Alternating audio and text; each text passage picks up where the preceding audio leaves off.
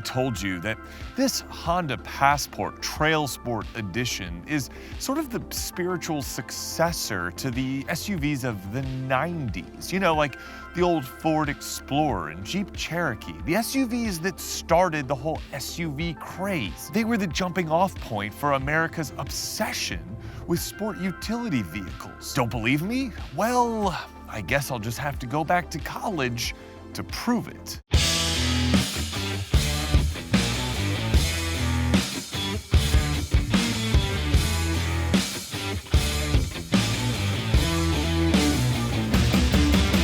What's going on, everyone? Jax here, and today I am with the 2022 Honda Passport Trail Sport Edition.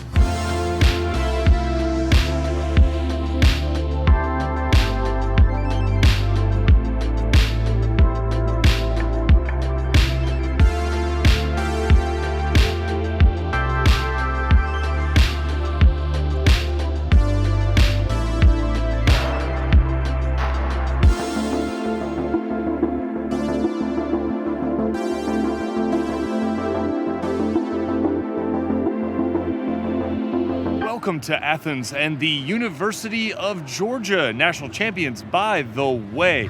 And you can see somewhere back there behind me the line to take photos in front of the arch. It's graduation season, so there are a lot of people taking photos. Probably wondering why I'm taking photos of myself. Now, you're probably wondering, what the heck am I talking about the passport and college kids? Well, when I went to school here in the 90s, most of us went to college with hand-me-down cars or used cars. And increasingly, as we were going into school, those cars were SUVs and trucks.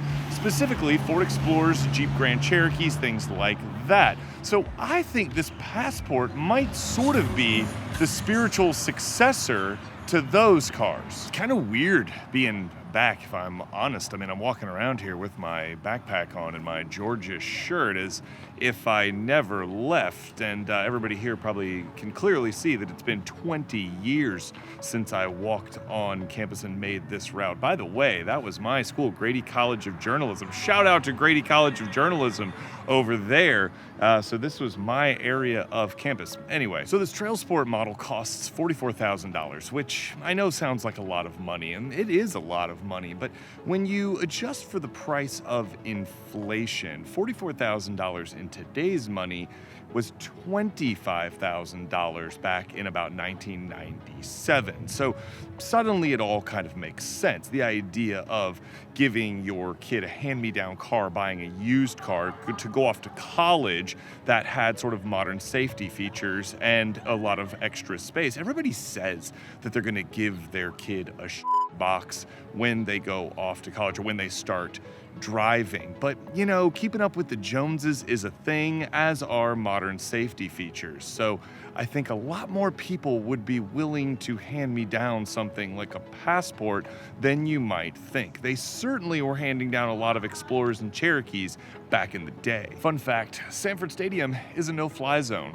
Tried to put the drone up and the drone said, nope. Had to move a bunch of stuff into your apartment? Well, you better hope that one of your friends has a large truck or SUV, which was the only way that you could move things around when you were in college. By the way, that is my actual college apartment here at the University of Georgia. Fun fact. And they were useful too. I mean, had to be the designated driver and come downtown to pick up some friends? Well, you better hope you have something like an SUV so you could sandwich a few drunk friends in the back cargo area and hope they don't throw up again. The point is that college students really got the sort of utility aspect of sport utility vehicles, whether it was for good or nefarious purposes. So when they got out of college and the time came to purchase a vehicle, if you were in my generation, a lot of people chose SUVs because of the memories.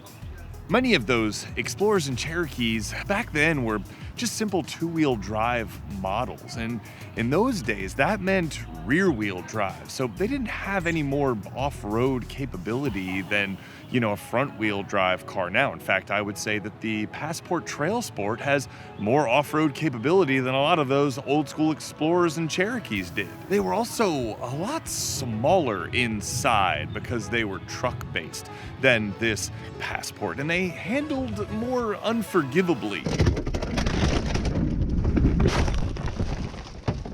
Yikes.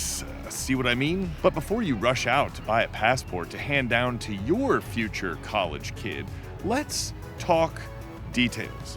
Also, don't forget that we were national champions. Wait, hold up. Who's this different version of me wearing different clothes with different hair and a different beard? Wait a second. This looks suspiciously like an ad read. It is. And I'm going to show you a couple products that I got from Simply Carbon Fiber. Why? Well, because carbon fiber is awesome. People are all like, check out this leather and aluminum. And I'm like, get out of here with your animal skins and earth minerals. But then when people say things like carbon fiber, I'm like, what? Hold up. Are we going to the moon? Sign me up for the future. I like how shapely the wallet is with its sort of smooth and rounded exterior that just slides right into your pocket, and it holds plenty of cards as well as your cash, and it matches the interior of your Lamborghini Aventador. Mine's delayed, chip shortage and all that. And this carbon fiber phone case is awesome. It's got little ridges around the edge for enhanced grip, and it makes my beat up old iPhone 11 Pro Max look brand new again. People actually might think that I have a 13 Pro. I can't afford that. But I can afford these products from Simply Carbon Fiber, and you can too. Head over to simplycarbonfiber.com, enter promo code JAX10, that's JAX10, and you'll get 10% off your order. Link in the description, of course. Now, let's get back to the video. All Passports, regardless of trim, come with a 3.5-liter V6, making 280 horsepower and 262 pound-feet of torque, which is sort of normal for the class. What's not normal, though, is that it has a V6, because so many of the offerings are downsizing and going to turbochargers. That power runs through a 9-speed automatic transmission, and even though it had a rocky start, the 9-speed is fine now. It's smooth and invisible, and it works great. The Trail Sport trim comes with torque vectoring all-wheel drive, which means it has 8.1 inches of ground clearance, which is slightly more than the front-wheel drive version of the Passport. And that's not bad, but you're not exactly going to confuse this with a Toyota 4Runner anytime soon. See, much of the Trail Sport's look is cosmetic. It's not exactly authentic about its off-roading ability like the aforementioned 4Runner. In addition to the restyled front fascia, which helps a lot, you get some black trim, you get plastic skid plate garnish, those are Honda's actual words, and smaller 18-inch wheels with Firestone kind of fake off-road looking tires. What I mean is the sidewalls are all like chunky, but if you look at the actual tread, they're basically just all seasons. And that's kind of lame, to be honest. But in typical Honda fashion, you get an insane amount of space in the interior, especially in this cargo area, which is one of the biggest selling points of the Honda Passport. There are 41 cubic feet of space behind the second row, which is very near the top of the class, if not at the top of the class for two-row SUVs. And if you fold the second row down, you get a whopping 78 cubic feet of space. That's ridiculous in a vehicle of this size. And the back seat is equally roomy. Even though I'm 6'6", I can easily sit behind myself in all four areas. I could have the seats where I want them in the front row, and I could sit behind either of them in the back row with plenty of room to spare. It is an incredibly roomy vehicle. While there is a lot of space, you're not getting a ton of technology for your 44 grand. You get Honda's 8-inch infotainment system, and you get heated seats with memory position, and that's about it. You get a sunroof too. And that's a bit of a problem in this highly competitive class of vehicles. Don't get me wrong, I mean, the Passport comes with Honda's generally excellent safety suite called Honda Sensing, and the adaptive cruise control system works incredibly well. But for this Passport's as-tested price of $44,000, you can get a Kia Sorento SX, X-Line, whatever you call it, pretty much loaded. And that SUV looks better, it drives better, it has a far more luxurious feeling interior, and it holds nearly as much as the Passport, despite having a stupid third row seat that I hate. This doesn't mean you shouldn't get a Passport necessarily. I'll be the first to admit, I kind of have a soft spot for the Honda Passport. It was one of the first vehicles that I ever got to review on this channel, and it was the subject of our very first press trip that our whole family got to go on, which was just incredible. If you want to do me a favor, go check out that video. People watched the review video where we went like camping in the Passport, but they didn't watch the trip video, and that really kind of bummed me out. I worked really hard on that video. It was my very first press trip, and you know, I guess that's the fickle world of YouTube, I guess. So I'll put the links in the description, of course. Also, stick around to the end and I'll tell you something really stupid that happened with that Passport that almost ended my YouTube career.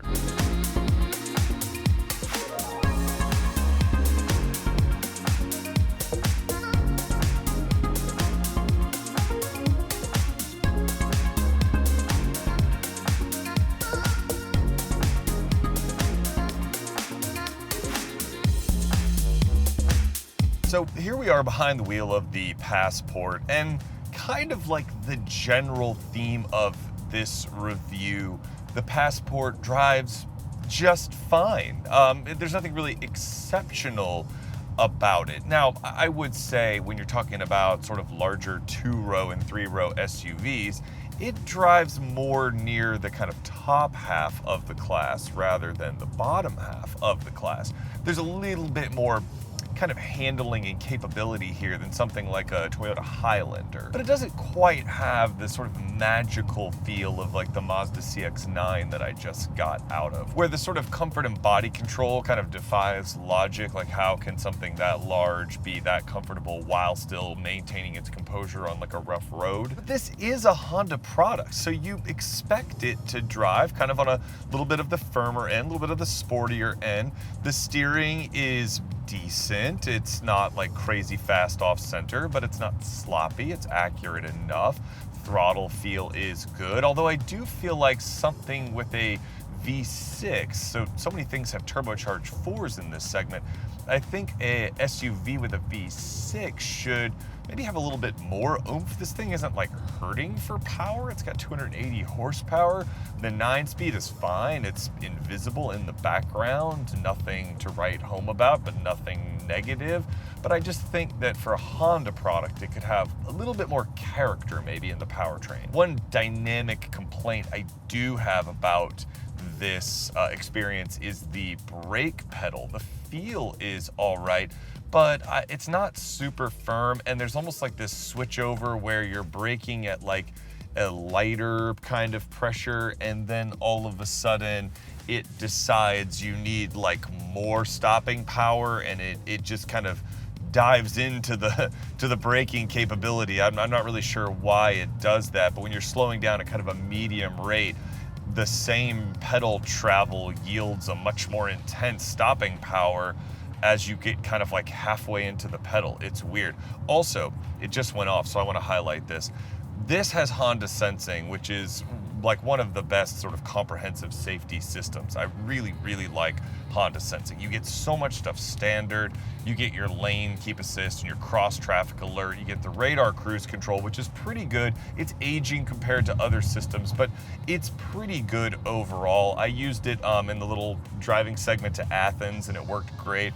But one thing that I can't stand is the way that the lane keep assist jiggles the wheel when it senses that you're close to the line. First of all, it's too sensitive. I'm not that close to the line. Secondly, I don't want it jiggling the wheel That's like freaky. Other systems like vibrate the seat or vibrate the wheel, but they don't like actually jiggle the steering wheel. Whoever came up with that, that's stupid. Don't do that. And it just did it again, and I'm just driving on a normal road.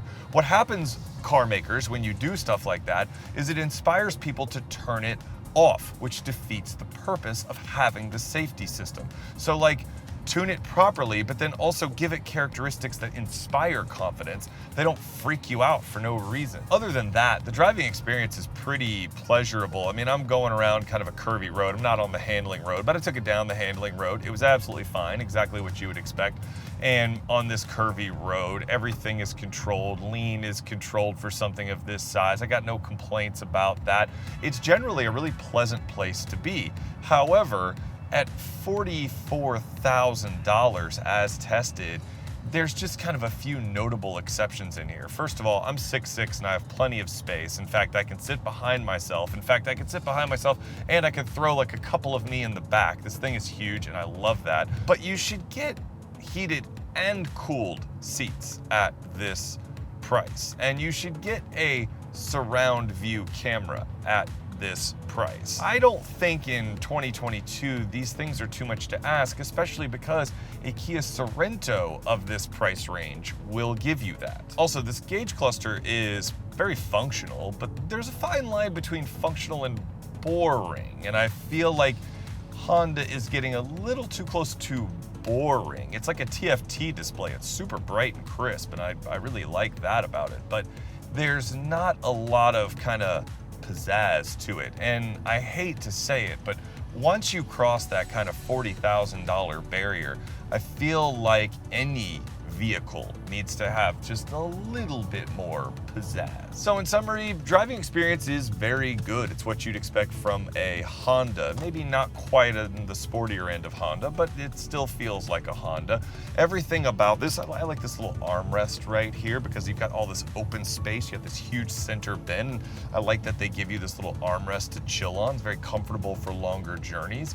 So it feels very Honda. It feels very thoughtful. It feels very purposeful, but it's just not very exciting. Maybe that's what you want for your college-age kid going off to college, which is sort of the theme of this review.